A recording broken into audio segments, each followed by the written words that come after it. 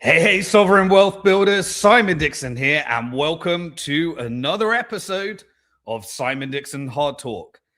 It has been an absolutely wild week. I can't even put the days together with the news flow that is happening right now. And so I was up pretty much every single night doing interviews. Now that the Epstein files have pretty much confirmed everything that we've been teaching, or I've been sharing, or I've been using as a follow the money strategy in order to project macro geopolitics and understand what the technology that is being built right now. And it's really, an emotional roller coaster at the moment. And so what we're going to dive into is, now that we know what has been released in the Epstein files, and now that we know all the things that I would have been ridiculed for or called a conspiracy theorist for have been confirmed that that's how power works, I want to make sure that we deconstruct everything on the Bitcoin side, on the macro side, and on the geopolitical side. And I'll also be doing that by playing a couple of interviews that I've done this week and deconstructing it and breaking it down. Right. So firstly, for those of you that didn't leverage your Bitcoin, because I was screaming for as long as I could that at some point, the price of Bitcoin, now that the financial industrial complex has created the derivative industrial complex around Bitcoin, they want to steal your Bitcoin. And you need to look back at every single video if you want, because I was screaming out. And I remember when I was debating people and they were saying, oh, the financial institutions, it's a mature asset now.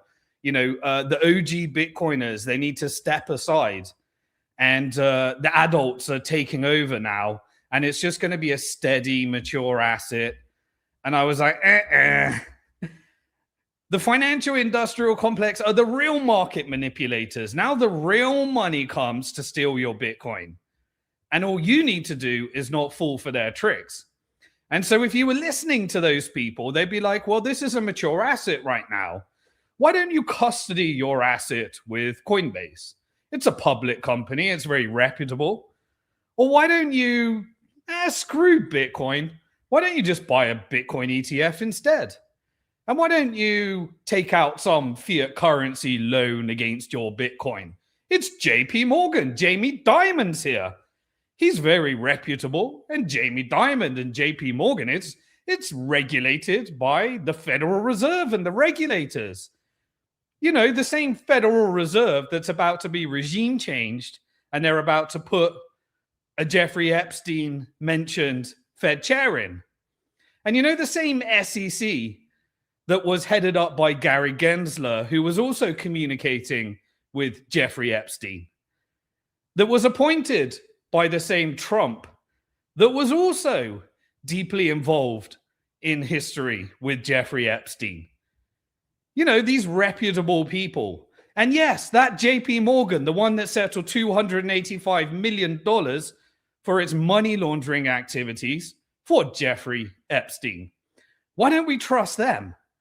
And then we can borrow against our Bitcoin and we can get some fiat currency and they can steal it because they're good players, because they're the adults that are taking over. They're the ones that created this crash. And I said, I've seen my Bitcoin crash from $30 to $3. I've seen my Bitcoin crash from $20,000 to $3,000. I've seen my Bitcoin crash from $70,000 to $15,000. And now everybody is experiencing, depending on how new they are, $125,000 Bitcoin crash to about $65,000. And if you're new to this, it can be a little bit scary. But if you have psychologically learned how to price your value in Bitcoin and in gold, then you're saying, hell yeah, this is the opportunity of a lifetime. I've been given some 50% on sale Bitcoin that I get to accumulate this month. Thank you, financial institutions. While Michael Saylor is loading up with debt and centralizing as much Bitcoin as possible, and everybody is bowing down to Michael Saylor, and then everyone's copying his business model because the other person mentioned in the Epstein files, Howard Lutnick, who lied about the fact that he was only disgusted by Jeffrey Epstein. And him and his wife went round the house to his neighbor and said, "Ew, I'm getting out of here," while simultaneously arranging different meetings and talking about how they wanted to bring their children over to meet Jeffrey Epstein. All in the files.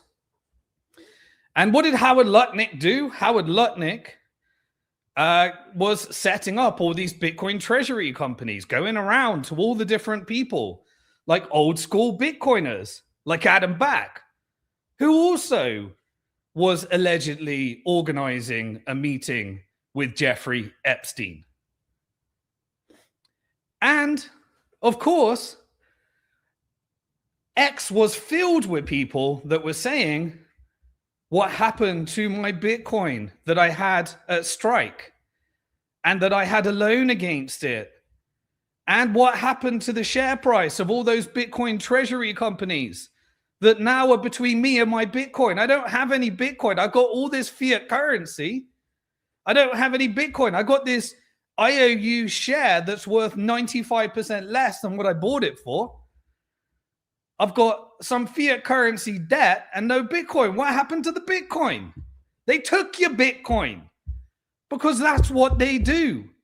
And of course, everyone else that had it in self-custody was saying, chill. And they were busting the people that were the bad actors that were lying about their interactions with Jeffrey Epstein. And they were getting this opportunity to own more Bitcoin and become more sovereign. While the rest of the world was saying Jeffrey Epstein created Bitcoin. Well, we're going to bust that stupid myth.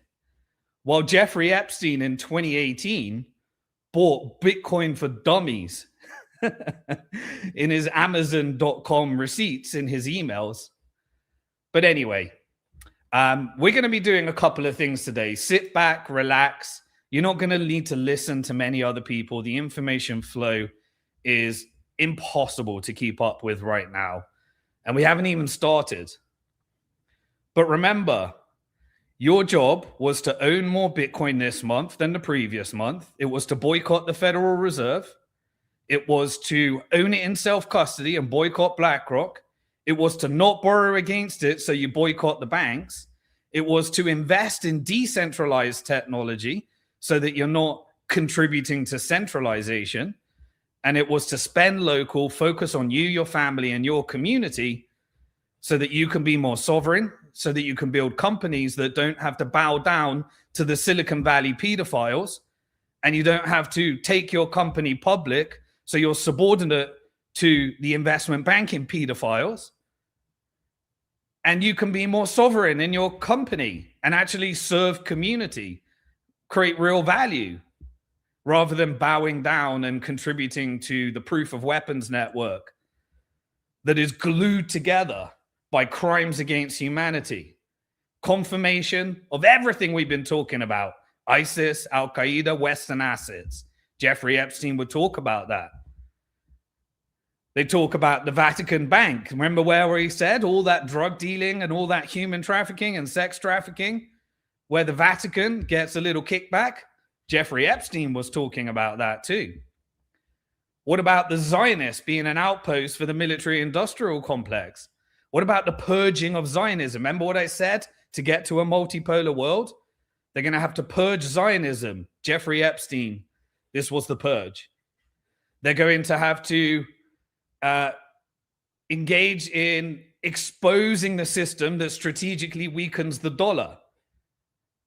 The financial industrial complex are leveraging the military industrial complex. And of course, they're only going to show what is needed to strategically weaken the dollar, transition to a multipolar world, and purge the assets that are now turned into liabilities. But the power structure continues. The proof of weapons network is recollaborating based upon this multipolar world order. And of course, you're not going to get what the real Epstein files, which is what's happening in court right now between Bank of New York Mellon, that is refusing to hand over the financial transactions and the suspicious activity report. That's the real Epstein files. That's where we find out whose money and we follow the money. But of course, that's not going to be released because that would send the whole network down. And this is just a purging of some of the assets that are now liabilities and making sure that all power is on check to what the proof of weapons network is meant to be doing. And so enjoy the reputation damage from some of the sick people that have been compromised into this network and understand how the world really works. Forget this amateur, media funded, divide and conquer, technocratic, Orwellian nightmare that crypto capital is trying to build at the moment. Forget about the stupid media that's trying to say it's the Muslims, it's the Jews, it's the blacks, we're the white nationalists, it's all these different divide and conquer, it's the Democrats, it's the Republicans. The whole system is rotten to the core. And now you know what your dollar's backed by. And now you know what the next fiat currencies are backed by as well. Because the world is transitioning to this multipolar world. And so what I want to do in this episode is I would like to share with you and a recap many of the things that my listeners and long-term listeners will be very familiar with. And it's pretty interesting. I always said to you, every time I do these things, I get called all sorts of names in the beginning. I get violently opposed. I get hate. I get all sorts of stuff. And then slowly but surely, they all drop off. And 2 years later, they were like, maybe there's something to that thing. It's kind of been a theme of my life for a very long time, ever since I set on this mission to figure out how the financial and monetary system actually worked. And not just by theory, but by actually going out there and trying to create a bank, by working in the investment bank, the trading side, the stockbroking side, the investment banking side. When I share how deals are structured, I'm sharing based upon real experience. And then being involved in trying to change the system in multiple countries, whether it be UK, whether it be Isle of Man, whether it be El Salvador, engaging with politicians, understanding how power dynamics work. Investing, not just, finding out about Bitcoin and alternative financial systems, investing in the companies that built the sector, seeing the companies that I invested in later become part of the proof of weapons network and controlled and subordinated into the financial industrial complex through blackmail operations like Jeffrey Epstein. And don't think that Jeffrey Epstein is the only one here. He was a liability. He's no longer an asset, and there's many more. This is how the system is glued together. This is not exposing the system other than resetting the order right now. This is the global reset. And by global reset, it means everything we've been talking about in terms of power dynamics, transnational capital, China building the manufacturing base, fueling the sovereign wealth funds, and partnering with the US-hosted financial industrial complex that will own the Western Hemisphere while the covert operations are purged that propped up the dollar, and all the death, destruction, rape, pillage, violence, covert operations that propped up the dollar get exposed. And you have the destabilizing militias that are no longer going to be sponsored by state as we transition to this multipolar world. All of that is happening right now as we speak, and we will keep following the money. Now, the first thing I wanted to do is I'm going to do two things today. I did an interview with Sulaiman Ahmed, and he interviewed me on Jeffrey Epstein and Bitcoin. And the reason I want to share this one is because he's not a Bitcoiner. he came at it from asking the questions that everyday normal people will be asking. And I answered them, and I shared stories from my experience of what was confirmed in the Jeffrey Epstein files and things that I believe are happening. They may be not exactly how it happens, but we connect the dots. Is a really sensitive topic because there are several people that I believe people should really be looking into.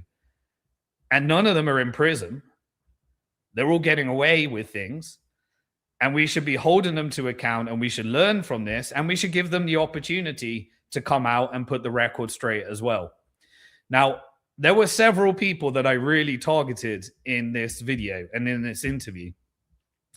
One of them was Adam Back, and he's come out and responded to half of it, but that was before the interview, so we haven't seen anything since the interview. All we've seen him do is shill stablecoins, shill strategy, shill treasury companies, and this whole quote-unquote ex-cypherpunk that went to allegedly Epstein Island that took money in his company that allegedly was divested through Blockstream. He hasn't talked about, this cypherpunk guy. Suddenly he's shilling stable coins, treasury companies, borrow against your Bitcoin, buy Bitcoin via the stock market. So let's see. Let's get the answers. The other one I talked about was Brock Pierce, some of the covert operations. We haven't heard anything from Brock Pierce yet. And I do want to give an update on somebody that I talked about. And I think all I want to do is tell you my experience, which I did, and some of the things we've seen. And I got a detail inaccurate that I think I should correct the record for right now because Amir Taki messaged me. And all I can do is I don't know how to verify any of this stuff because I don't have access to financial transactions or anything. But I can just share what he told me.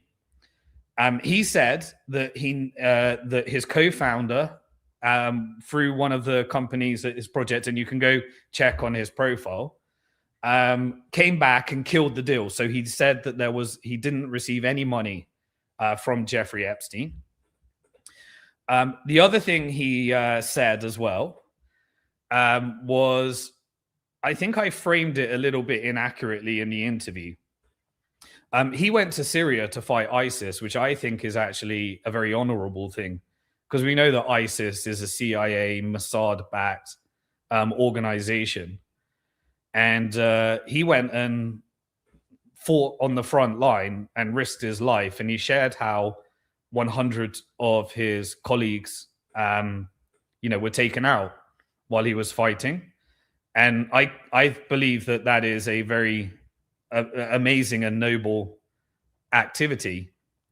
But the comments that I shared where he was on the Bitcoin talk forum, and he said he gave a price to 16-year-old and 18-year-olds and various other things.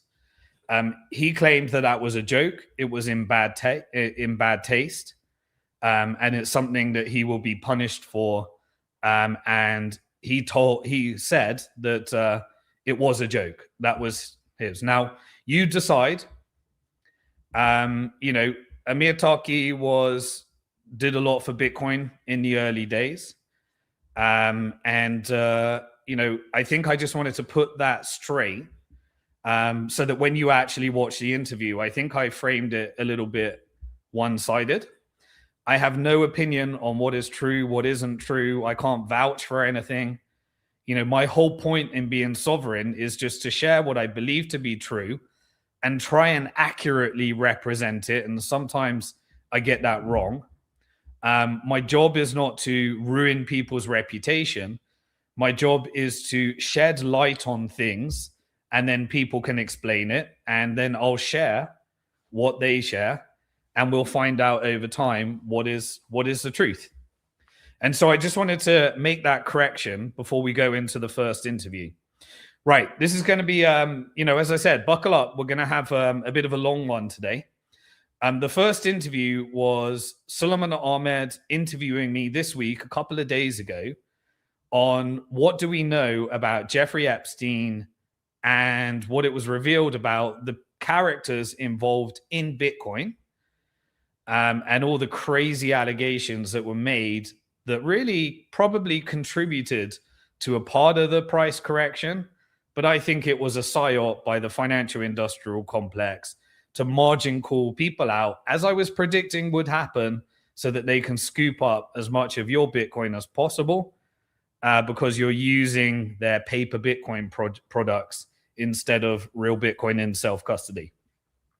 And the second interview was I gave an update on all the big macroeconomic trends, the crashes in the markets, what it means, how to interpret it, how it relates to the Epstein files, as well as an update on what may be the imminent next stage of the military operation between US, Israel, and Iran, and what I'm expecting to come next as a result of everything that happened this week. So, without further ado, Azad, shall we jump into the first interview where we're going to be discussing Bitcoin and the Epstein file release?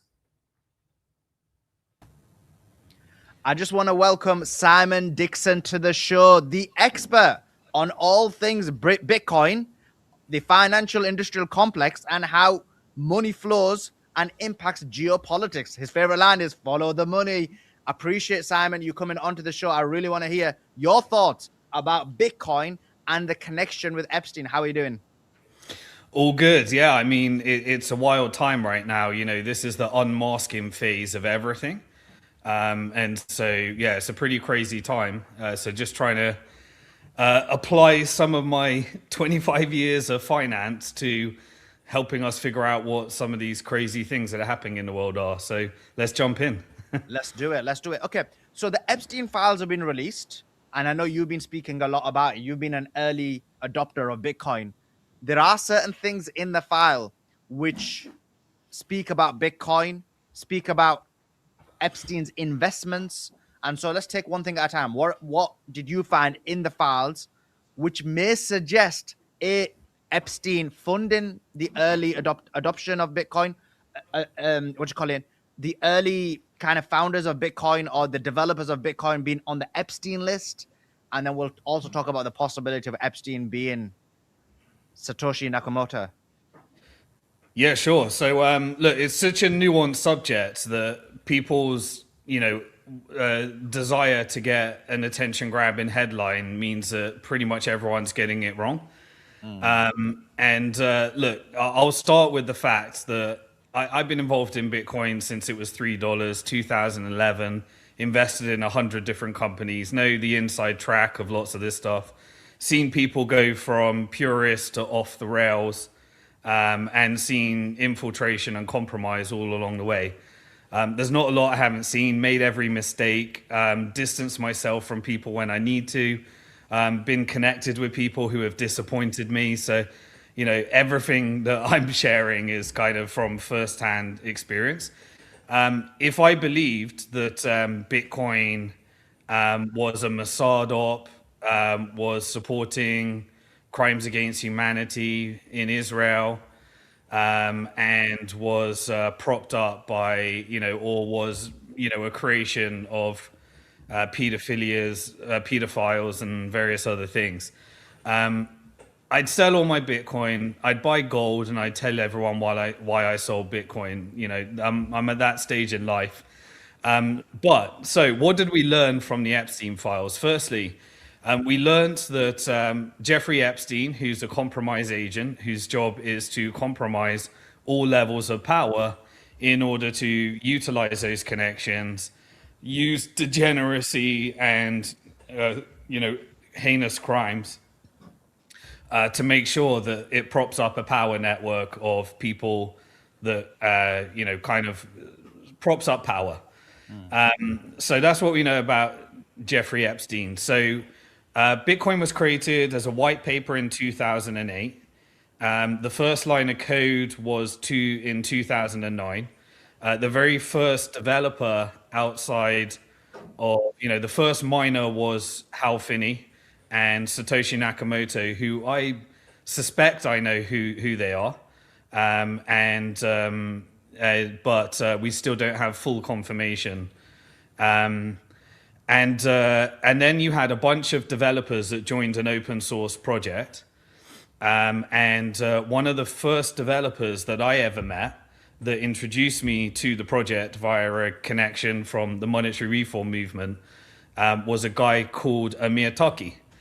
Now, Amir Taki was the first person that I noticed whose name was, you can search for Amir Taki in the files.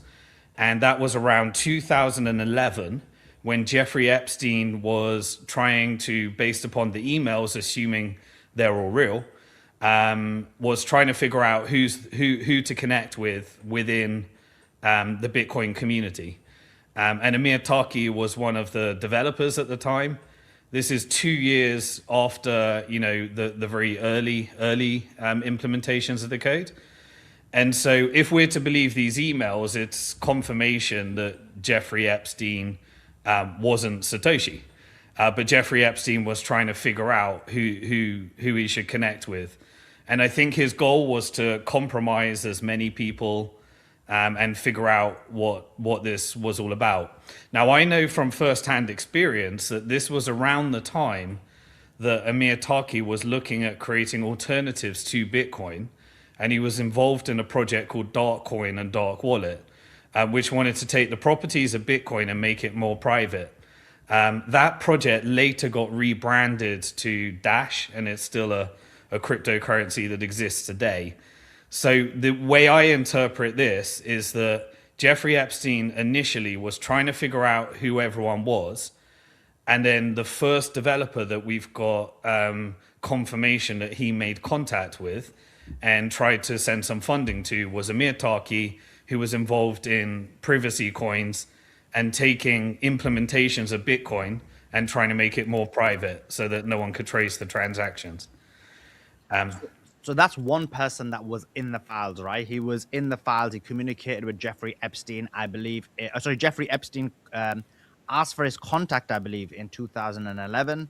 And later, there is clear evidence that he not only communicated with him and maybe had a lot of engagement with him, correct?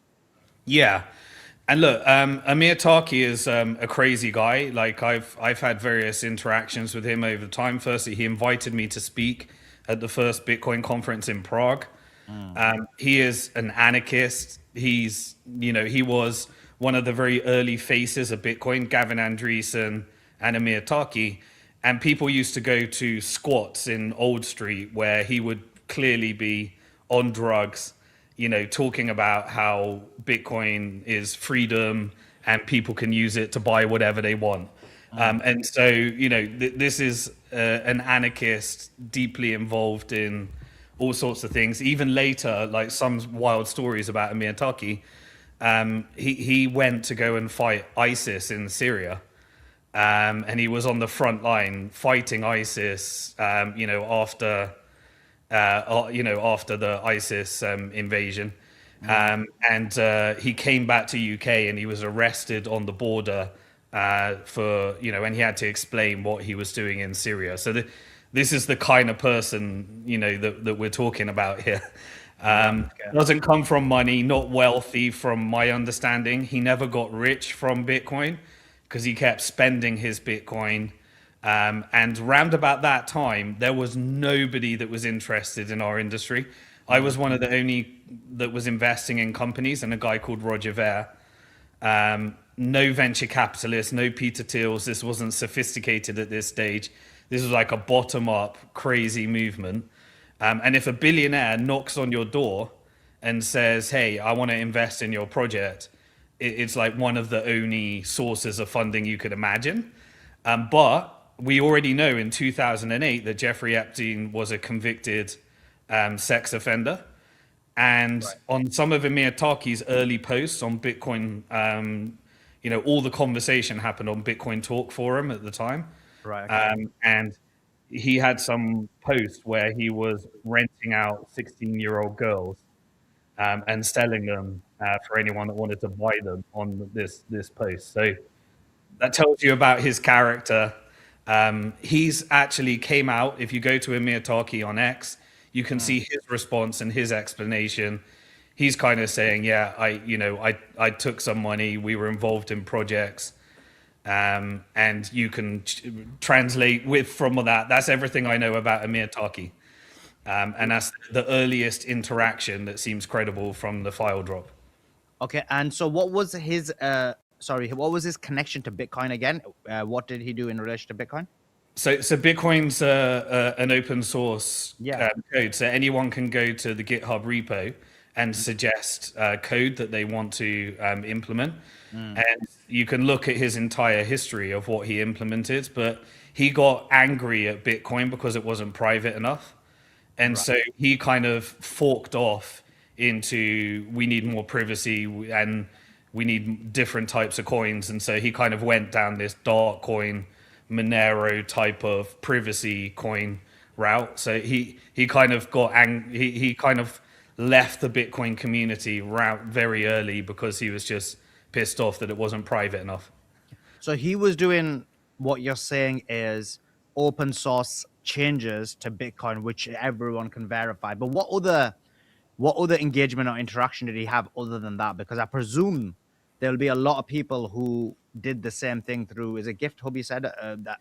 Yeah, so if you want to suggest code, you can suggest improvement proposals, and you can write code and suggest it, and then it gets community reviewed, and then it has to go through a very comprehensive process of whether it gets adopted and whether people. So even if you suggest the most nefarious thing, you still got to get through all the community members and I'm not sure how much of it. I'm not even sure if any of his code ever got implemented. But he was more of an advocate. He was at one stage kind of like the CEO, as in the face of Bitcoin. The BBC loved him because he was he gave Bitcoin kind of a bad name in terms of associating it with drugs and stuff and things like Silk Road.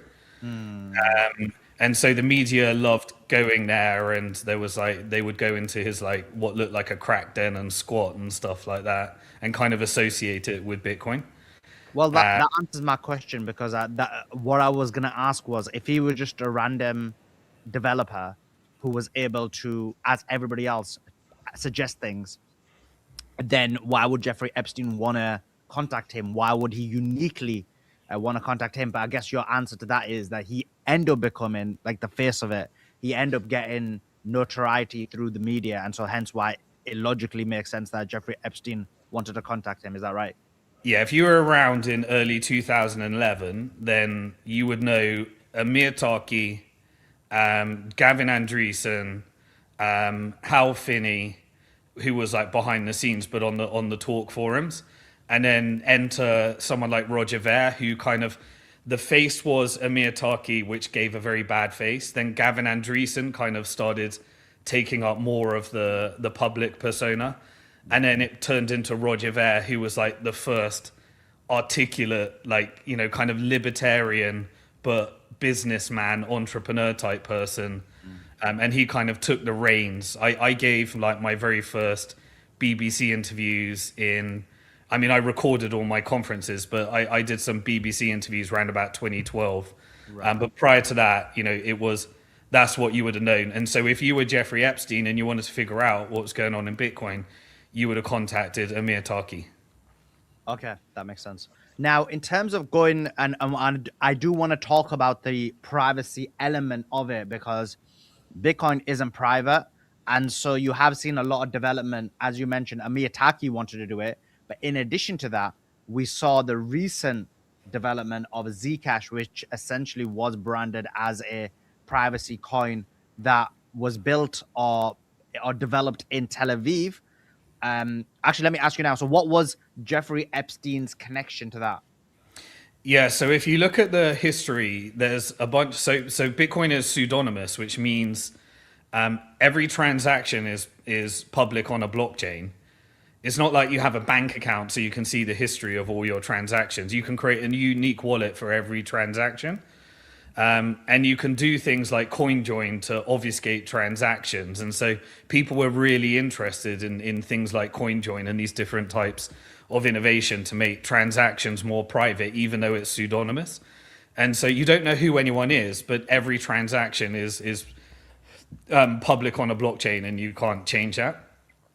And so then the focus from more of the hardcore activists that were involved in, things like purchasing drugs on Silk Road and more activities that were, part of more of like a libertarian type of movement. You had Ross Albright, that we found out was someone called the Dread Pirate Robert, and he later was known and arrested for creating Silk Road. And Silk Road was where people started this marketplace where you could buy anything online. Now, what was quite interesting at the time is one of the very early TV appearances was when the FBI was talking about Silk Road and connecting it to buying drugs, and they would always portray it as an anonymous currency. And so it kind of became like people would use Silk Road thinking it's an anonymous currency. And that obviously created a real honeypot around this Silk Road website of people that were trying to purchase drugs online, but creating these immutable records and connecting it to the only exchange where you could buy Bitcoin, which was Mt. Gox at the time.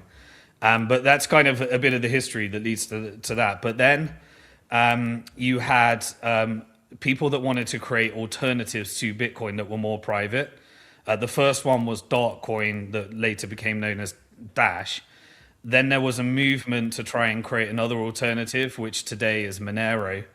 And then later there was a company which was, who had people like Roger Ver invest in it. It had Barry Silbert invest in it, and Barry Silbert,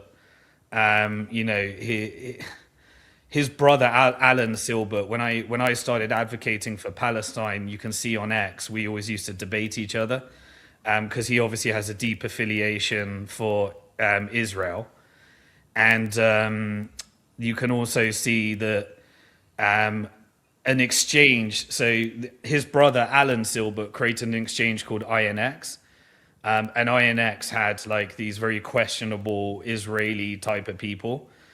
So I haven't seen publicly Barry Silbert ever talk about Israel, but his brother seems to advocate for Israel. And I've argued with him on X many times, and he ended up blocking me eventually because I was, dismantling some of his Hezbollah. So you could assume that Barry Silbert has guilty due to association from his brother, whether that's true or not. But you could say that there's a connection there. And so Barry Silbert funded Zcash, and then it relied upon an innovation called zero knowledge proof. Yeah. What this meant is that you could send a transaction and it could be fully anonymous. And the kind of the development around this technology is deeply associated with Tel Aviv University. A lot of cryptography and various other things and military grade encryption and various other stuff. It all tends to come from NSA, CIA, Department of Defense, Tel Aviv as well, the Israeli connection. So Zcash essentially, it relied upon a trusted setup, and what it required is some trusted people to say, initially, we're going to destroy this key. And if I'm getting the tech wrong, it doesn't matter. But the point is that there was a trusted setup. And one of the developers who I'm very skeptical of, he came around about 2014, is a guy called Peter Todd. If you look at his profile on X, he talks about advocating for a nuclear attack on Iran and various other things. So he and there were documentaries over time where they tried to claim he was Satoshi as well, but he came to the project a lot later. So Peter Todd was one of the people that you had to trust to destroy a part of the key in order to trust Zcash. And then people could send these zero knowledge transactions, but there was a tax on every transaction that went to a private corporation, a private company. And so, this was a very questionable project. It was connected to a company, and it was meant to be anonymous transactions. And then there was a trust element at the beginning, and then it's connected to all these kind of different technologies that came from Tel Aviv University. Jeffrey Epstein, anyway, it was confirmed from some of the emails, if we're to believe the emails, that he was one of the investors in that project. He showed this clear interest. Now, he may have been investing in everything he could, because that's kind of his strategy. You get access through investment, and then you try and compromise as you go further and further up the cycle. But he seemed to be heavily involved in Zcash as a project. Yeah. Okay, so one question I've got for you, and then I'm going to come back because I've got a few more questions about the Epstein files and the links to Bitcoin. They are numerous. One of the questions, because you mentioned about the centralized nature and you're basically relying on Todd to basically destroy the key, which, based on his background, Zcash, not Bitcoin. About Zcash, yeah, which is possible that he may not do it because he's not a honest broker, especially when you look at his view about what's happened in Gaza. But one of the arguments against Bitcoin is that although it's claimed to be decentralized, in fact it is actually centralized, and they talk about how a lot of the block production is basically geared into 4 specific mining pools. You've got Foundry USA, which has 30%, Antpool 18%, via BTC, which has 11%, FT Pool, which has 10%, which means that the top pools currently control 65% of all total hash power, and the top 5 over 75%. Does that not go against this idea of the decentralized nature of Bitcoin, and actually in the end it's become centralized? Yeah, so you have to look at the entire architecture of Bitcoin, because what Bitcoin is it's lots of parts, and you just described one part, which is the mining pools. And together, when you plug all these different parts together, you have the most decentralized, thing or supercomputer that exists, as it were, for transacting value. But within it, you always have attack vectors of centralization. But in itself, just by controlling a large percentage of the mining pool, you can centralize to the degree that you just said, which I agree with those stats. There's mainly 4 large mining pools. And what these mining pools are, essentially, if you're a miner, you have to invest significant amount of money in hardware, infrastructure, electricity, and data centers. Cooling, all sorts of stuff. It's a significant investment and operation. It was originally a laptop, then it was GPUs, and now it's dedicated, sophisticated data centers with ASICs. And when you're trying to mine, every new Bitcoins are created every 10 minutes. And if you're mining, you essentially receive a block reward for mining, but only one miner receives that block reward because it's rewarded every 10 minutes. And so what a mining pool is essentially everybody takes all of their computer power and they connect it to a mining pool so that everybody pulls together their mining power. And then every time they find a block and gets a reward, it's split across everybody that's contributing to that mining pool. So what this does is it normalizes out your revenue. So you can guarantee every 10 minutes you'll probably get a piece of Bitcoin, rather than waiting 5 years and only getting 10 blocks or something. And so the mining pool was a way for splitting and guaranteeing that every 10 minutes or so you start to get Bitcoin. So what happens with the mining pools, if you take those, one of the largest ones is connected to a US company, and that's Digital Currency Group, which is a subsidiary called Foundry. That's connected to Barry Silbert. And then the other 3 are Chinese miners that were really very early on in the Bitcoin mining, which was predominantly done in China before there was kind of this massive movement of mining over to America.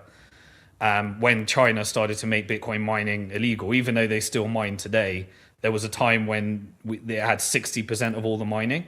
Now it's got like 20%, and about 40% of it is in America.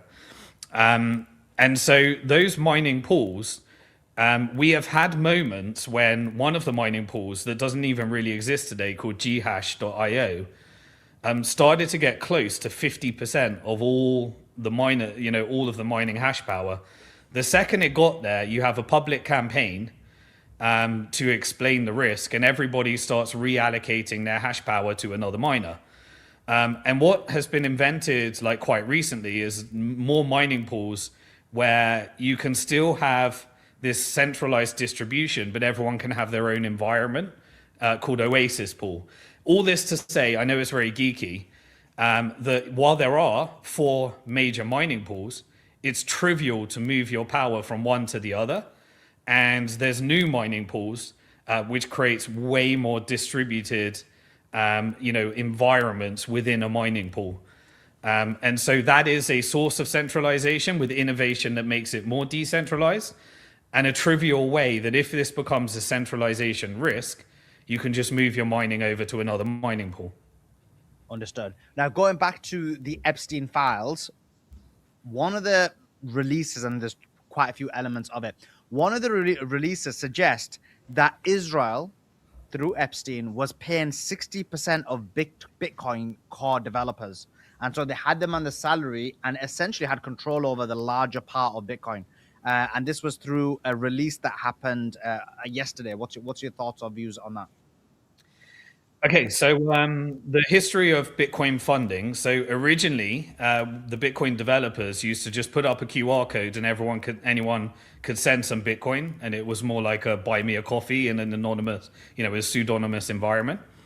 And that wasn't good enough. So because it wasn't giving developers enough stable revenue, I invested in a company called BitPay that later Peter Thiel invested in via Founders Fund, like a couple of years later. But I did a lot of the early rounds before all the VCs came in. The BitPay basically said, I'll fund the development. And so this company did it. At that time, it was kind of like creating the PayPal or Bitcoin, allowing businesses to accept Bitcoin easily and convert it to dollars. And then the Bitcoin community thought, no, this is too risky. This is one company funding developers.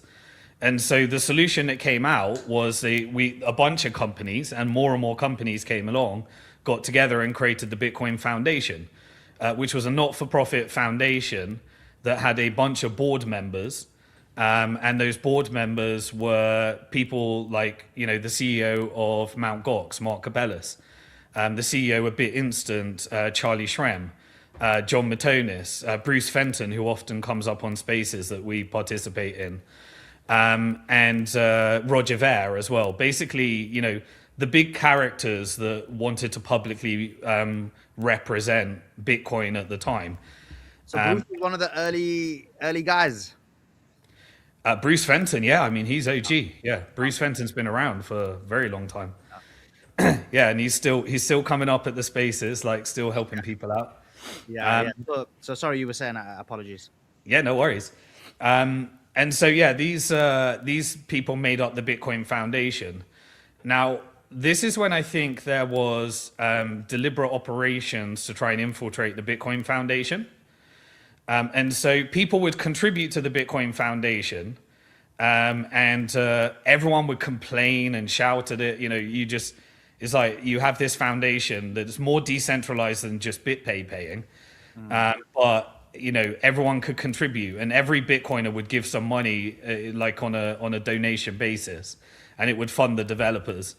But as you have humans involved, you've got a centralized attack pool now.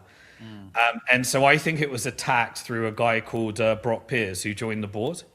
Right. And Brock Pierce, in the Epstein files, it was confirmed that he had meetings with Jeffrey Epstein. Now, he came at it from a couple of ways. Firstly, he created a venture capital fund that would start one of the very first formal venture capital funds. Myself and Max Kaiser created one called Bitcoin Capital, and he created one called Blockchain Capital.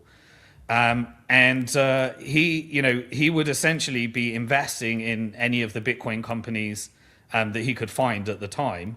And Blockchain Capital is still around today. It's had multiple rounds. They've booted Brock Pierce off. They've tried to disassociate with Brock Pierce. But if you look at Brock Pierce's background, he had but firstly, his early career was he was a child actor in Hollywood.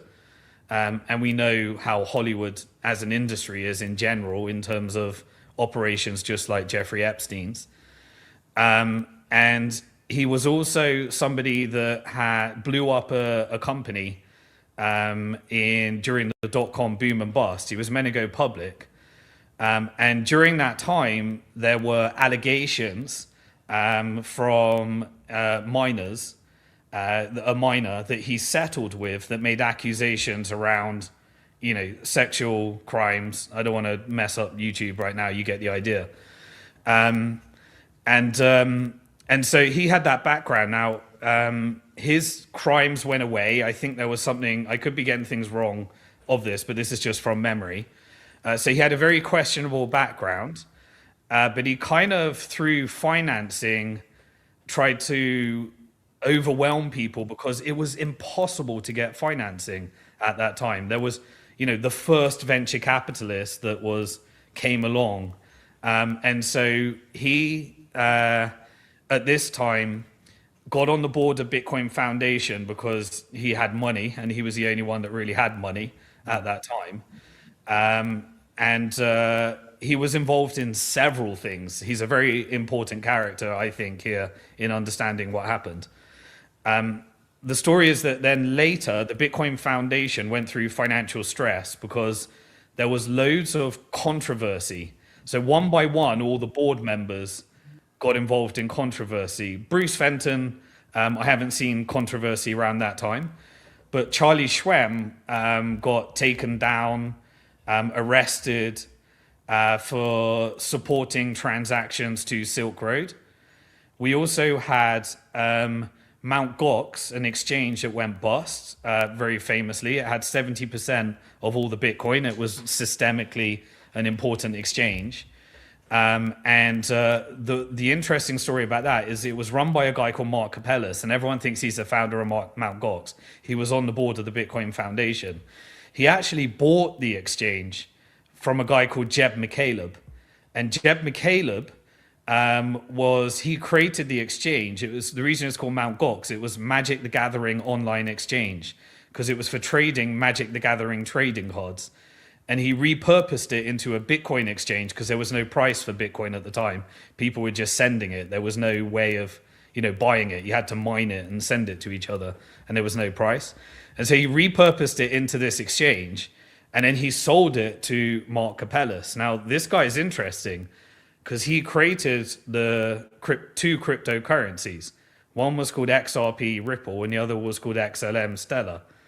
And this essentially became, the banksters operation with Ripple trying to disrupt Swift and stuff. But there was 80,000 Bitcoin missing. So he bought it without disclosing to Mark Capellas that the Bitcoin were missing. And so he ended up with this exchange that was missing 80,000 Bitcoin. And a bot was developed that pushed the price of Bitcoin from, like, when I got involved, it was $3 in 2011. But it pushed it up to like $1,000 or something.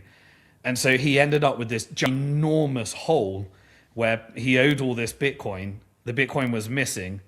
And it was just this, and there were hacks and various other things. Now, Mark Capellas, once the exchange got hacked and it got shut down because it was bankrupt, he actually blamed, rather than saying what happened at the exchange, he blamed it on Bitcoin itself and said it was malicious code. So he tried to discredit Bitcoin by blaming the exchange on Bitcoin itself.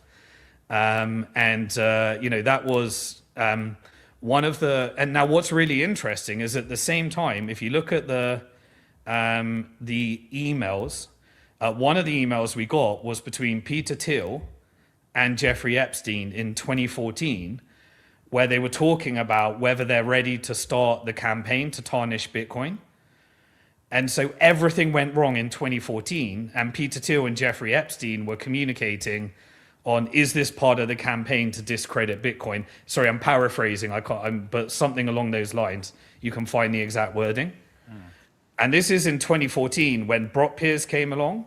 You had the bankruptcy of the Bitcoin Foundation. You had the taking out of various board members. You had Mount Gox get hacked and go bust. You had them blaming Bitcoin the code.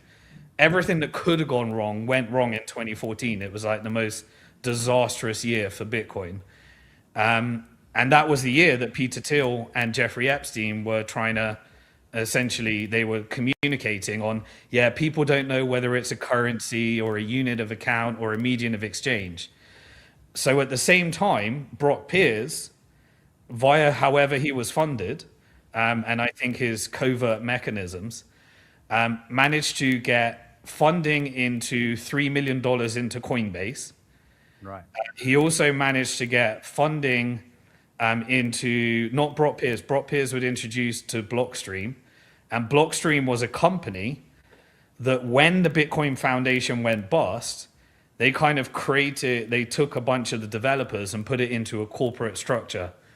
And that one of those people was not a Bitcoin developer, but a Bitcoin architect guy that was advising on systems called Adam Back. So to put this all together, you had funding into Blockstream that took a bunch of the developers into a centralized company. You then had money going into Coinbase that was one of the important companies that later got venture capital funding and, you know, all these different large companies. Then Brock Pierce also funded a developer to create a new project called Realcoin. And Realcoin was a really strange project to us at the time because it basically was a blockchain dollar that existed as a token on top of Bitcoin. And it was later rebranded to be called Tether. And so then he sold that project, Tether, to a company called Bitfinex. And so this was the introduction of Tether, which was essentially the project that now, if you go right forward to today, is involved in Clarity Act, Genius Act, creating a digital dollar, integration into Peter Thiel's Palantir, Elon Musk's social credit score. So it tells you in 2014, there seemed to be a very deliberate operation to use Bitcoin as a gateway drug onto a digital dollar. And so this is, what I think one of the plans was. And the communication between Peter Thiel and Jeffrey Epstein was saying, yeah, the Bitcoin people are a bit crazy. They don't know whether it's a currency, medium of exchange, unit of account, store of value. They're very confused. And Peter Thiel said, is this part of the, operation, whatever it may be? So that's how I interpret this. So all of the apparatus was set up in that 2014 to try and infiltrate Bitcoin as many ways as possible. Just one question on that, Simon. You mentioned Bitcoin Foundation, and you've kind of detailed various aspects of it. One of the people in the Epstein files, I believe, is someone called by the name of Jamie Dimon. Jamie Dimon apparently is also was involved in Bitcoin Foundation, and that was another means by which allegedly Epstein. Jamie Dimon's the CEO of JP Morgan. Okay, and so is he? Sorry, I think that would be a fake one. Is that authenticated? So what the claim is that Epstein was funding the Bitcoin Foundation and coordinating with Jamie Dimon and many of the large banks to position BTC is basically it. Yeah, that sounds like narrative on top of the story. What we do know from Epstein, and remember, there's a bunch of red herrings and people putting out fake screenshots and stuff. They are for sure. Yeah. But Jamie Dimon is the CEO of JP Morgan. We do know that Epstein was, I believe, using allegedly Brock Pierce in order to funnel money and blockchain capital into infrastructure. There's no evidence that was connected to banks or Jamie Dimon at that stage. And if I see any, then I'll look at it, but I haven't seen any. I can tell you what came next, though. Yeah, please do. Yeah. So at this point, we had the discrediting of all of the board members one by one in the Bitcoin Foundation, and it was left with a guy who kind of the two people that were left everyone stepped down or left or, you know, resigned or whatever. But it was left with Brock Pierce and John Matonis.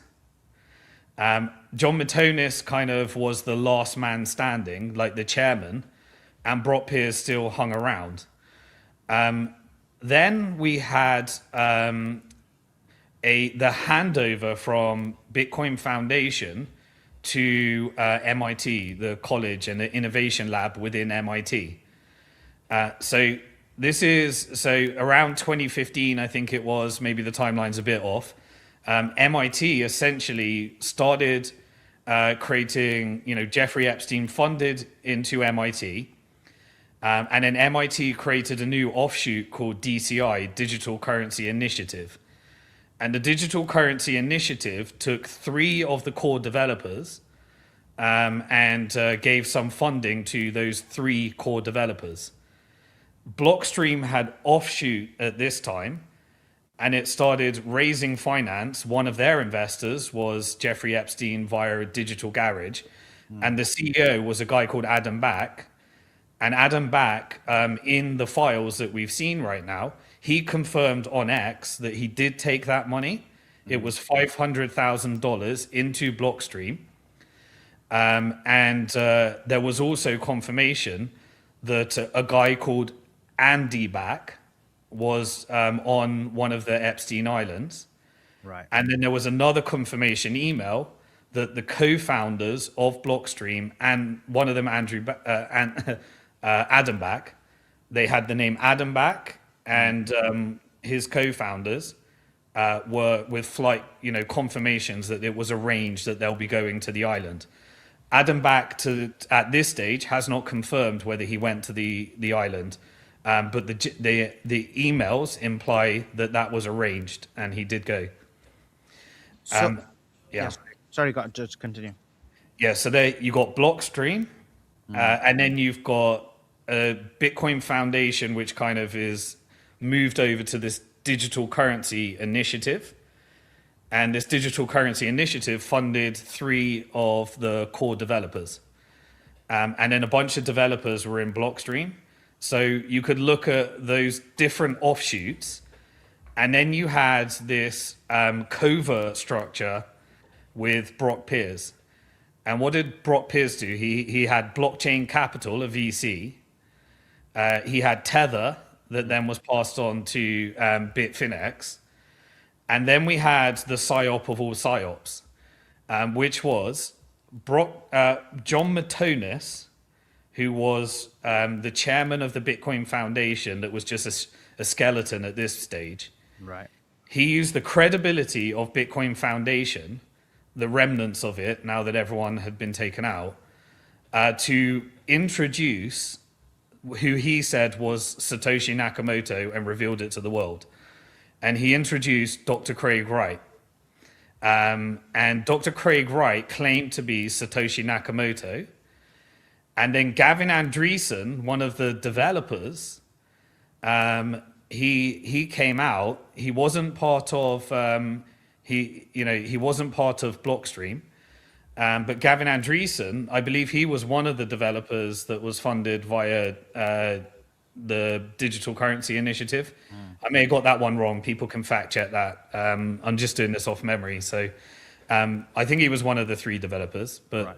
They'll let me know if that's wrong. But anyway, he then lied on BBC and national TV and at this conference, saying that he had cryptographic, indisputable evidence that Dr. Craig Wright controlled the Satoshi wallets, and he cryptographically proved it.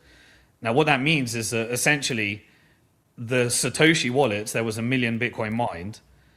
Only those that have the keys can prove, you know, if you have the keys, you can prove indisputable that you can control those keys just by sending a message on the chain. And Gavin Andreessen lied and said that that happened. Dr. Craig Wright recently went to prison for lying in court and manufacturing PDFs to prove that he was Satoshi Nakamoto. Now, this implies to me, I always thought, is this guy just a psychopath? To me, it sounds like he had no choice. Like, he sent himself to prison. like went to that right till the end on that lie, as if he had no choice but to do it. So anyway, so you had Gavin Andreessen, John Matonis, and then he took some of the influential characters at the time that then publicly said, yes, I think this is Satoshi. Now, at this time, I was at a conference. I can't remember where it was. I think it was in Mexico or somewhere. And I was speaking. I spoke. I would speak every year at the annual conferences. The early ones in 2013 were organized by the Bitcoin Foundation. One of them was in Netherlands, and then I think the next one was in Mexico, if I remember correctly. There was one in UK. But at that conference, Brock Pierce, who looks like he was under the influence, made it out like it was really urgent that I speak to him. And so I spoke to him, and he spent probably 2.5 hours, like definitely under the influence, trying to persuade me that Dr. Craig Wright was Satoshi Nakamoto and that I should publicly, put my support behind him.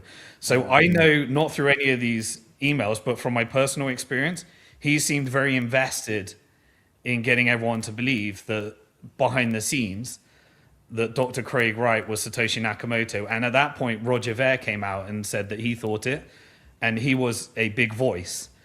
Now, what did that do? This is when, at the same time, one of the ASIC manufacturers in China was a company called Bitmain. And Bitmain got funding from Sequoia Capital, a large venture capitalist at the time. And they created a version of Bitcoin that was called Bitcoin ABC.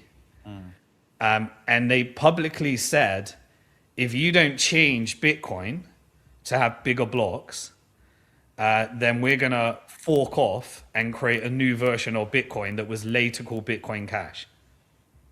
And so there was an attempt to create a digital dollar, discredit and infiltrate Bitcoin, and create an alternative, multiple alternatives to Bitcoin. And so all of this was a divide and conquer strategy to fracture the community more and more and more and take people off in different directions. And then we entered into this massive civil war in Bitcoin that looked like a military operation where we were all on the same team, and then everyone fractured off into different parts. And then you had the big blockers and the small blockers, and the people that believed via Blockstream that we should invest in layer 2, which is an innovation to scale Bitcoin in a different way. And then Blockstream started creating all that technology, and later created a federated network for banks to launch tokens on top of Bitcoin that could essentially be central bank digital currencies and all sorts of stuff. So you can see that this all fractured all over the place round about 2014, 2015, 2016, 2017 phase. And you can connect it all to those different, trying to get in all those different networks. That makes sense. Now, going back to the Epstein files, I've got a couple of more questions for you, Simon.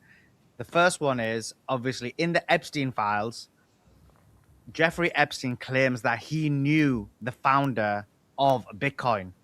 So the question to you is, and I'll read it out, did Epstein know Satoshi Nakamoto? He says, quote, I've spoken to some of the founders of Bitcoin who are very excited. So was he talking about Satoshi, or who was he talking about? I checked that one, and I don't think it's actually in the actual files. So I don't think it's. I don't think that's an authenticated email. But I don't know. What was the date of it? Was it 2009? So the claim is, and I'm not double checked the file. It says the file is EFTA 008-15445. In terms of the specific email, is 2016. He sent an email to Rafat, is it Alsbag, and Aziza Al Ahmadi, which is the same. I believe she's the UAE based Saudi woman. Oh, sorry. Okay. I've seen a bunch of really weird emails that look like spoof. Like, for example, one of the characters is a guy that's always on TV. He's like a bit of is a guy called Anthony Pompliano. And there was an email where, like, he was claiming he emailed Jeffrey Epstein, or someone that said he was him, emailed Jeffrey Epstein and said, "I'm a member of the IRGC, and you should give me $10,000. I've got a blackmail operation," and then he forwarded it to the FBI. So, I mean, 2016 saying he knows who Satoshi is, maybe he does. That's a new one. I haven't seen that one, so I haven't. But if it's authentic, then yeah, you got to also look at the actual whether the emails are there. Would Jeffrey Epstein know who Satoshi Nakamoto is? I don't think there's any evidence to suggest that. And so if there's something that comes out, I have my own opinion who Satoshi Nakamoto is. I think it was a guy called Len Sassaman. Right. And so we'll see. Why do you think it was Len Sassaman? So my understanding of the origin story is it came from David Chom, who created DigiCash, and DigiCash was shut down and taken out because it was centralized. And so round about this time, we got the white, after that, we had the white paper launched. And one of the early developers was, Len Sassaman. All of the different evidence around timing, social media posts, his connection to Europe, because it wasn't really in American time zones and various other things. Pretty much, I think there's the most compelling evidence that Len Sassaman, and he also was, well, the official story is that he committed suicide, and that coincides exactly with the time frame that Satoshi Nakamoto left the project. And Gavin Andreessen said, one of the early developers, that he was going to meet the CIA. Then Satoshi Nakamoto said, "I don't want to be anything to do with this." That was a time when WikiLeaks was also starting to use Bitcoin after the financial blockade. And then Len Sassaman he said he committed suicide. I think I question whether it was a suicide. I don't want to be disrespectful to the family, but he was taken out, and then later Hal Finney also died of natural causes. Apparently, is the allegations. I think these two had the private keys. So you who was the two? So Len Sassaman, and who was the second person? Sassaman and Hal Finney. Hal Finney. So I mean, just to kind of say, you believe that Len Sassaman was Satoshi Nakamoto, possibly based on what you're theorizing. The CIA kind of wanted access to him and or his wallets, and then they took him out. Possibly. That's a possibility. Yeah, you got to draw a few connections, but I think the case of why he's Satoshi Nakamoto, there's lots of videos out there that people have done the full analysis of every post and the timing of social media and the linguistic analysis and various other things, the timing of his suicide relative to Satoshi leaving the project. Understood. But why would the CIA want to take him out if, according to your view, it was the CIA who developed Bitcoin? Well, it was open sourced, and DigiCash wasn't open sourced. And it was, whether it was created as it was meant to be a honeypot with a closed source backdoor, but Len Sassaman open sourced it, and the design was open source. Right. And I'm not sure it was meant to be the way it was actually designed, where you couldn't have a backdoor. And so later, I think the project became a gateway drug for a CBDC, which was how they pivoted their operation. But if it wasn't open sourced and the design wasn't done with nodes and a distributed supercomputer, then this could have been just like DigiCash, an operation and a honeypot with a backdoor. So you're basically saying that, in your view, the CIA creates it. They don't plan to make it open source. What happens is he gets involved and he essentially makes it open source, which wasn't the original intention of the CIA. And then what happens is Sassaman becomes the reason why it's open source. And then we've got the current version of the Bitcoin we have.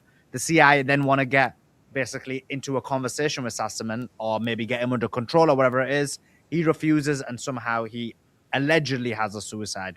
is basically what you're saying, right? Yeah, and all of those developers, you can see that they had connections to being called in by intelligence, and there's evidence around all of it, and Gavin Andreessen as well. And then you had basically the Satoshi Nakamoto saying, "I'm leaving the project," when Gavin Andreessen confirmed to Satoshi that he's going to meet the CIA and present what Bitcoin is. And so all of this is, again, you have to connect a few dots. I can't prove that. That's just my experience of what I think happened. I couldn't prove it to you. But it's the story that makes the most amount of sense to me. Well, that was actually my second question, was whether Epstein was Satoshi, but you've kind of answered that already. Now, in terms of from a crypto perspective, Bitcoin perspective, what's the kind of biggest takeaway you've got from the release of the Epstein files? That there were multiple attempts to try and infiltrate. And to me, it just confirms that, Bitcoin, firstly, that Bitcoin resisted all these attempts. There were compromise all along the way.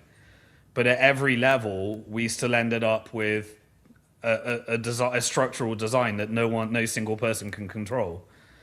And so for me, Brock Pierce, I think we got the confirmation that he was the character that I suspected he was. And how many different attempts there were. I also think that everyone's taking their narrative. As the community factioned off into parts, some said, "I believe in Adam back." And so you've got the community that are kind of defending that line. Then you've got people that believe blocks should have been big and they ended up with Bitcoin Cash and Bitcoin SV. Everyone's using it as evidence for their narrative, rather than taking the full picture that you can see every part was infiltrated. So the people over here are saying, "Look, Adam back, he was on the island, it's pedo coin," right? Right. People over here, I think there's a clear story that the fake Toshi was an op. And in the end, what did we get? Well, we got what we're having today, which is Peter Thiel, AI Palantir, David Sachs, stable coins, and then Elon Musk with social credit scores. Yeah. And the mechanism that is being pitched to solve the American debt crisis is programmable money and a stable coin. And so there's a Q-tard op right now to make people believe that Trump is taking on the Federal Reserve and the system. And the end result is you're going to have programmable Orwellian 1984 version of the dollar. And Genius Act ensures that the banks end up with all the power in it anyway. And so you can see these psyops where they've manufactured consent with the Q-tards and the MAGA-tards to believe that Trump's taken down the Fed. The legislation is just moving us to this, this massive police and surveillance state. And Bitcoin was the gateway drug. And now you can discredit Bitcoin by pointing there. You can discredit Bitcoin by pointing over here. But really, you're pushing everyone over to this stable coin. And then you're trying to, and then there was one major operation, which you have to connect a few dots. But what came next after MIT, there was a digital currency initiative. And that was headed up by a guy called Gary Gensler. And Gary Gensler ended up being the head and chair of the SEC. Gary Gensler is in the Epstein files in terms of connections, nothing damning, but conversations. They were introduced, they were connected. The new head of the Federal Reserve, Kevin Wallace, he's also similar types of connections, nothing damning, but similar things. You can see these people know each other or were connected to each other. And then what did Gary Gensler do? Well, he ended up becoming the chair of the SEC. Now, nobody in our industry, it seems like Jeffrey Epstein was able to get a meeting, but there was only one person that was able to get a meeting, despite the fact that Coinbase was the largest company. all these different companies, but no one could get a meeting with the SEC. There was only one person, Sam Bankman-Fried. So Sam Bankman's SBF was the only person that got a meeting, and he was, through his connections, which is on the board, was the law firm Sullivan and Cromwell, which is essentially the law firm involved in Mossad, CIA, all sorts of stuff. And FTX was drafting the legislation for what later became known as Clarity Act today, under Biden and now under Trump. And so you can see this different thing. So what happened under Gary Gensler? Well, there was also other operations. One of the ops that I was involved in is Celsius. And Celsius, I had money on Celsius. I invested because I invested in many of the different companies. And this was the last company I invested in when I said I'm out and I'm divesting from everything. And I'm just keeping Bitcoin in self-custody. This was my last one. Now, when you look at Celsius, it was a multi-billion-dollar Ponzi scheme. And FTX was another one of those as well. FTX's board and connections, these are higher up connections to, the college circuit, elites in law firms, really an elite circle that had SBF as the front person. But also Alex Mashinsky was the front person for Celsius. Behind the scenes, you had offices in Israel. You had a custody acquisition called GK8, which was an Israeli custody company. You had his co-founder, Daniel Leone, is now has got an AI startup with their customer being the Prime Minister's Office of Israel. You had his wife, who became head of social media for the IDF and pushed out propaganda to end UNRWA. And take out, UNRWA by connecting it that the UN was part of October the 7th. She was the head of lending at Celsius. And you had all of these different connections. And one of the things that led to some of the loss, that led to Alex Mashinsky trying to make up the loss and trading and all sorts of stuff, was a hack from a company called Bancor DAO. And Bancor DAO, the shareholders, the major shareholders, were the niece and nephew of Benjamin Netanyahu. So you had a hack that led to a catastrophic loss. You had reckless processes. And you had a team of IDF-connected propagandists and AI cybersecurity and Israeli-connected shills. Now, Alex Mashinsky was the only one that went to prison. He went down for 12 years. He took 650,000 victims with him, wiped out the savings of billions of dollars. And the SEC, in the court case, was communicating with Alex Mashinsky and Celsius for 2 years during the court documents. And I know that because I read every court documents, 4,000 different court documents over 2 years I read. Most people would never read all this stuff, so they wouldn't know. But the SEC knew about this, and there were ongoing investigations, but it was still allowed to go from a small Ponzi scheme to a $25 billion Ponzi scheme. And so to me, there was a compromised network at the SEC level. And the idea was to discredit the industry, crash the price of Bitcoin down to $15,000 from a high of $70,000. And then one by one, allow BlackRock to approve the Bitcoin ETF. Suddenly you had Michael Saylor appear, who revived this old zombie, 2008 company, and to get as much Bitcoin as possible, lever it up with as much debt as possible, and centralize as much Bitcoin as possible. And then Cantor Fitzgerald and Howard Lutnick suddenly come along and start going out to all the people like Adam Back saying, why don't you take all of your Bitcoin and put it in a company and then we can issue you some loans against it?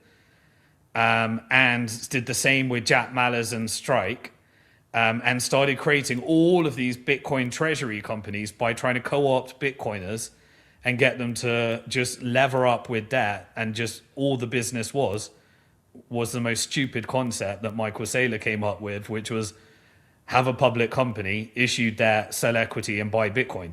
So it's just this stupid vehicle of taking Bitcoin that people had in self custody and making them put it in custody. It all ended up in Coinbase that Jeffrey Epstein invested in the seed round.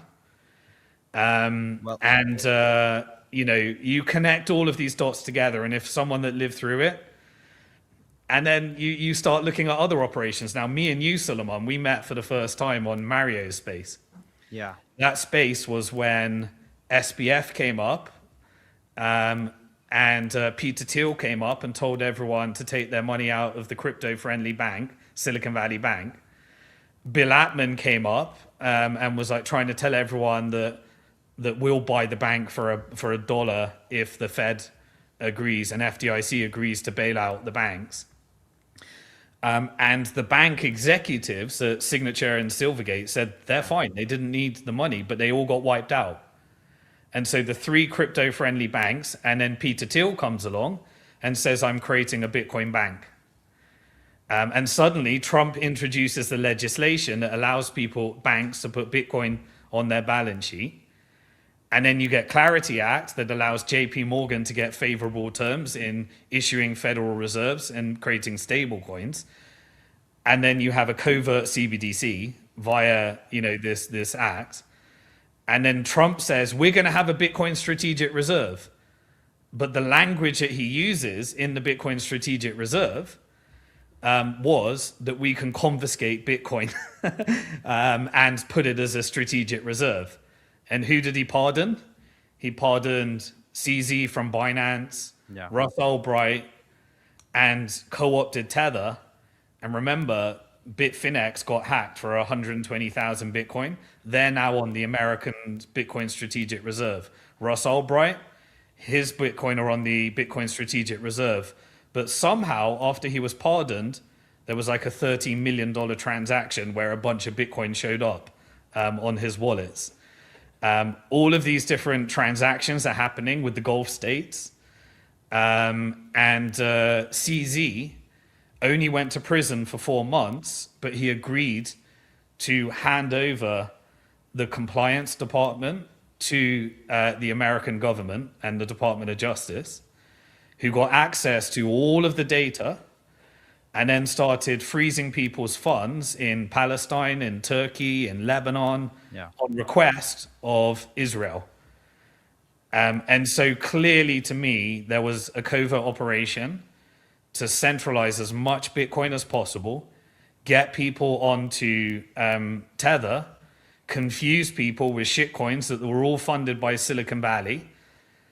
All of these different meme coin, like casinos, all funded by Peter Thiel's funding.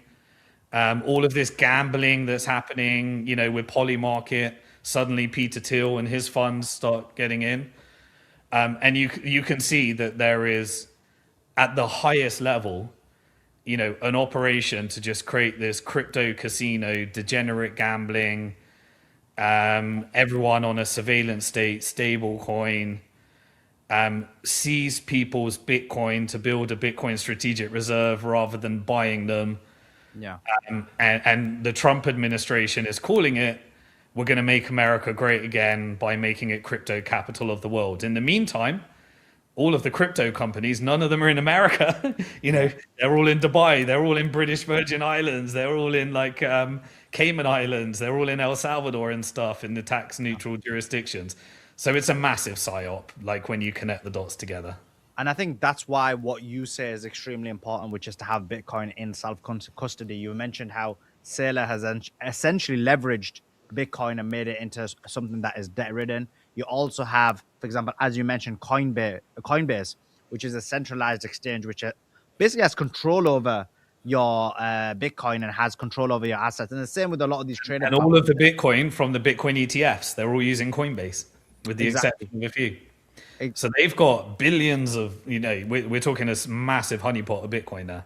Yeah, so I'm with you. I think the only way you would have anything that would be where you would have complete control over would be either self custody Bitcoin or physical gold or silver. So I'm with you on that. But And there's Simon, an advantage when you self custody, and I'll like leave that because when you self custody, you run a node, and when you run a node, you verify your own transactions. And so I know that's geeky, but the elites still want the exit, which is Bitcoin in self custody, where you run your own nodes, and anyone else can have that as well. They can't stop you from doing it, but what they do want to do is they want to control the price, make you sell your Bitcoin or borrow against your Bitcoin, get you trading and leveraging shitcoins because they want to suck up as much of the Bitcoin as possible, and the elites will be using it in self custody.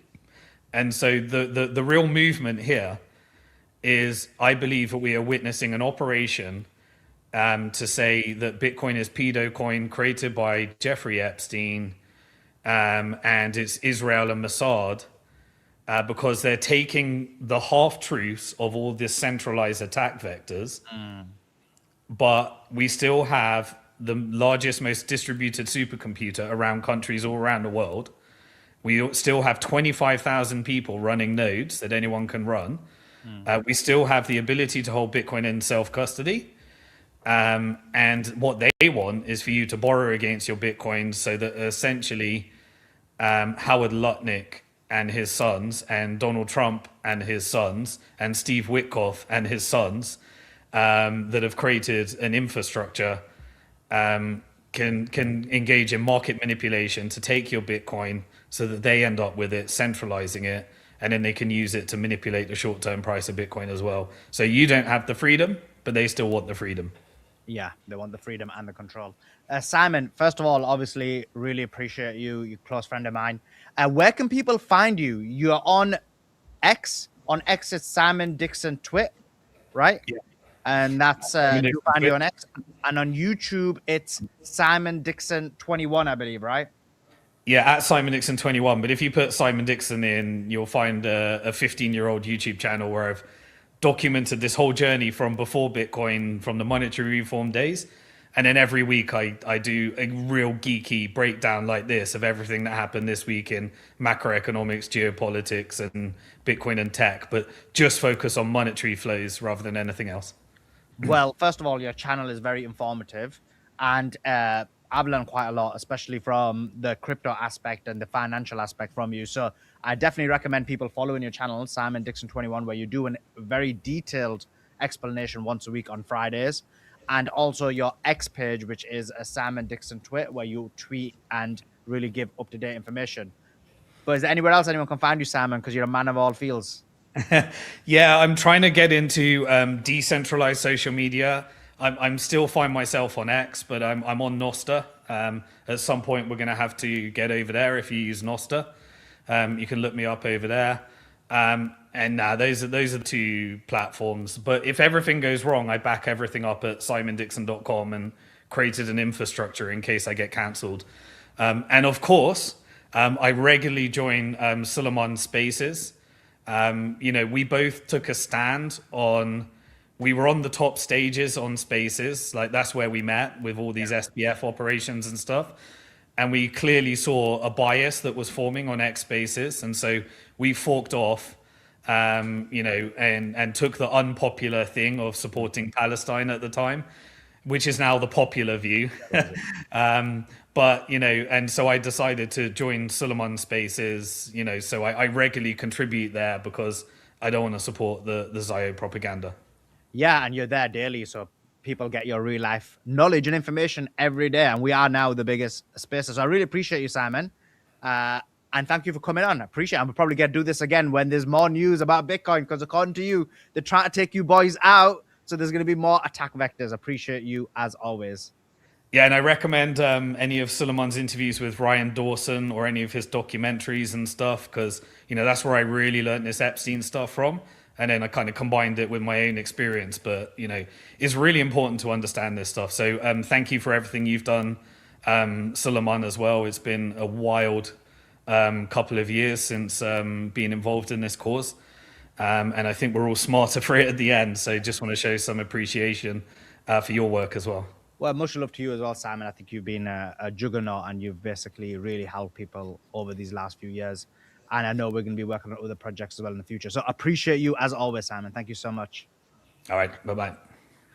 Okay, awesome. Hope you enjoyed that interview. I do want to say, if you're just tuning in now, make sure you go to the beginning in the intro and go back to this as well, because I did make some corrections, over people that have contacted me since in order to clarify their position. But I hope you enjoyed that, and we will keep sharing this journey. For those of you that want to dig deeper, head over to simondixon.com, and I did do a very long blog specifically on whether the CIA created Bitcoin and who is Satoshi Nakamoto.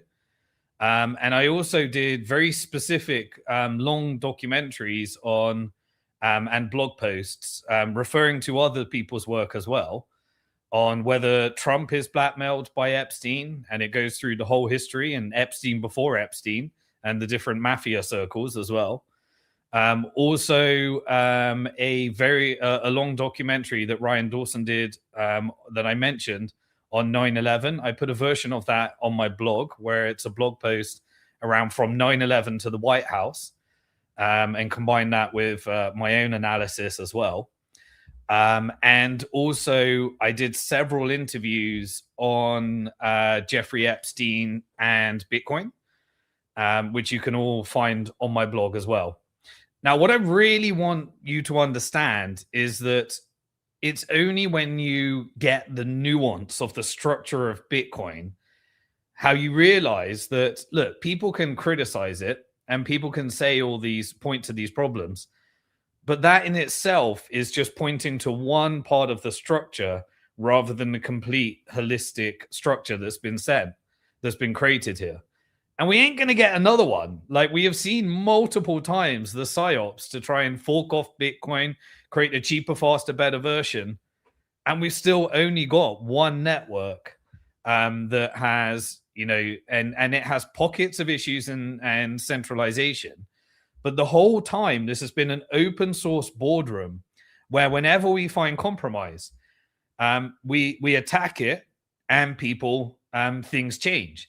And that's the whole concept of an anti-fragile network. Nothing else is like it. Everything, there is not going to be another one like this. And so when someone criticizes one part of centralization, you just have to ask the question, what is more decentralized and more secure? And I can tell you there's nothing out there. And so people talk about the only way to exit the system is with cash. I agree. We cash. But what is cash? It is inflated fiat currency. And so it's great for short-term opt-out, but what are you going to do with your savings? Well, then you're like, well, it's gold in self-custody. And I agree. I like cash. I like gold. And I think they are all genuine opt-outs. But try and store gold at scale where you can cross a border and you can spend it. What happens is you end up with a gold IOU that someone else stores, or a digital currency version of gold, which is a token on top of a gold IOU that somebody else is storing. And so at the moment, everyone's trying to get their gold because we had this massive run up and then we had a big correction, and the world is changing and switching to a multipolar world order. Try and get your physical gold. You can't get it because if everyone gets it, the gold doesn't exist, just like with a bank. And just like eventually we will see a self-custody story with Bitcoin. I've seen it time and time again. Whether you were in Mt. Gox, whether you were in the Bitfinex hack, whether you were in FTX, whether you were receiving yield through Celsius, whether you're now trusting the Epstein financial institutions in order to think that they're more credible in order to do the exact same thing that they did before, but this time with the institutions that can privatize the gain and socialize the losses through bailouts. And that is the psyops. We are in one battle, and the only battle is, and this is how to judge people, because we've always been in this open source boardroom. is the message that they're pitching me in the community leading to centralization or decentralization? And so right now, people will ask me, well, where do you stand on Bitcoin Core versus NOTs, for example? Because what happened as soon as people started questioning core developers, another competing implementation comes along, and those that are running nodes can decide which implementation to run. That creates resistance against core. And we've already started to see, as a result of these revelations, some people are handing over their commit access on the GitHub repo, and some people are leaving. And so this is how the project works. You have these controversies and compromises, and if they weren't trying to compromise the network, we'd have a serious problem, because it's the only network that people care about in the whole crypto thing, because they created all of the Silicon Valley money printing shit coins in the crypto market and all the different psyops. But the fact that they're trying to compromise is why we need to draw attention to it. And once we draw attention to it, the anti-fragile network changes. And so in analyzing whether someone's a good actor or a bad actor, I look at Adam Back, Luke Dash Jr., for example. Now, these people could be compromised, may not be compromised. I don't know. I've got my opinions about it, and I shared some of my opinions. But what is Adam Back's actions doing today relative to what his actions were before? Before, he was a cypherpunk focused on a decentralized structure, proof of work, blockchain, various other things. What is he doing today? He's shilling for strategy. He's shilling for Tether. He's talking about building liquid federated networks for banks, and he's creating technology that may centralize. And at the same time, he could be building other types of technology which are leading to more decentralization. But I would choose to boycott and use someone else or some other type of technology because of everything that we have seen. You know, this is important. Now, is Luke Dash Jr. compromised? Well, some people claim that, he's creating a soft fork and is involved in NOTs, which is a competing implementation when you're running your nodes. Sorry about the geeky stuff. I just want to help you understand this. You don't need to understand this, but slowly you can join the community. Because if you want to become sovereign, there's still nothing else. This is the best that we got. Now, what is he doing? Well, he's creating technology in order to decentralize mining pools more. And he's also creating technology to make sure that if somebody wants to put JPEGs and photos on the Bitcoin blockchain that may be connected to child photos, that it's more difficult to do that.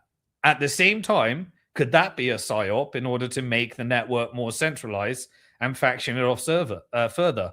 I don't discount that. The whole point of this is that we're able to choose and we're able to self-custody. And that's the point. Once you self-custody, you're not having somebody else make that choice for you. And once you're running a node, you can put resistance and pressure against the core developers, which may lead to handing over positions. And we have competing implementations in case it gets compromised in one implementation. And that's the whole point. For 15 years, I've seen Bitcoin react and resist against attacks to try and centralize it as much as possible. And so that's the nuance that we need you to be smarter with, because the centralizers know this. And that's why they're creating Bitcoin-backed loans and leverage products and Bitcoin treasury companies and ETFs and custody service, because they're on the other side of your team. And when they now have built this Bitcoin derivative complex to manipulate the short-term price of Bitcoin and fool you into getting margin called or selling your Bitcoin by connecting it to Jeffrey Epstein, you are either, selling it to them, or you're going to be part of the community that is actually owning more Bitcoin this month than last month, is becoming more sovereign, and is able to self-custody and engage further and further into the ecosystem in order to preserve this mechanism to remain sovereign.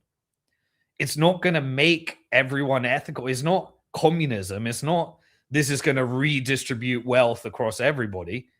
No, you still have a choice. You get the price you want. You can now buy Bitcoin at $65,000 before you had to buy it at $125,000. I wouldn't even encourage trading or degeneracy. Have a longer term thought about this. Own more Bitcoin this month than last month, whatever the price is. And so far, not financial advice, everyone has been able to gain the sovereignty that they need. And that has allowed them to transact whatever the centralized forces want you to do. And you can take that anywhere in the world, wherever you want to go. And you've been able to own it without counterparty. And so far, the fixed supply over the 17 years of Bitcoin has outperformed most markets. And yeah, priced in gold, you've had a gold run. And so diversify into gold. The whole point here is that for spending, what are your options? For saving, what are your options? And for investing, what are your options? Are you becoming more sovereign or less sovereign? There's no perfection here. You're either doing better decisions or worse decisions. Every day you make a decision. Is this better or is this worse? Because it's never going to be perfect. And that's what everybody needs to appreciate. And so with that in mind, I hope you enjoyed that we are just here to tell the truth. As I see it, I may get things wrong. You can put comments below on anything you think I got wrong. And what I did is I created a blog on simondixon.com where we took all of the different emails related to Bitcoin. I put my narrative around it. You can make your own narrative based upon the screenshots and the emails. And I'm going to keep adding to that every time new files come out and new information. And our job is to consume that information and boycott those that are trying to centralize Bitcoin more and support the initiatives that lead to more decentralization in Bitcoin. And there's going to have to remain a core community that hold that to account. And that's what the block size war was. In the end, when the miners tried to centralize, when the VCs tried to centralize, when the companies tried to centralize, when Jeffrey Epstein tries to centralize, we resisted back with a user-activated soft fork. And it was those that had Bitcoin in self-custody and that were running nodes that were able to participate. Everyone else, they gave that decision to somebody else. Most people will give that decision to somebody else. But as long as there is a core community, and at the moment there's 25,000 nodes of people, and the majority is still in self-custody, then we have a resistance against the centralizing forces. And that's the best that we got, because there ain't going to be anything better. And the moment there is something better, I'll tell you about it. But if you look at the security behind all these alternatives, they're trivial to attack relative to the anti-fragile nature of Bitcoin. And so you either give that Bitcoin to somebody else or you put your energy in the real pedo coin. And what is the real pedo coin? It's fiat currency. It's the dollar. It's the euro. It's the pound. We all know that. That's what the Epstein files released. And those that wanted to try and control Bitcoin tried to infiltrate it. And where do they go? To the attack vector, the humans, the corporations, and the centralized institutions. But we've got enough of the ecosystem that is decentralized to be able to push back against those attack vectors. And you try and build another distributed supercomputer located geographically around the world with countries that hate each other in a multipolar world where there's enough security behind that, where there's not an investment where anyone could take this whole ecosystem down.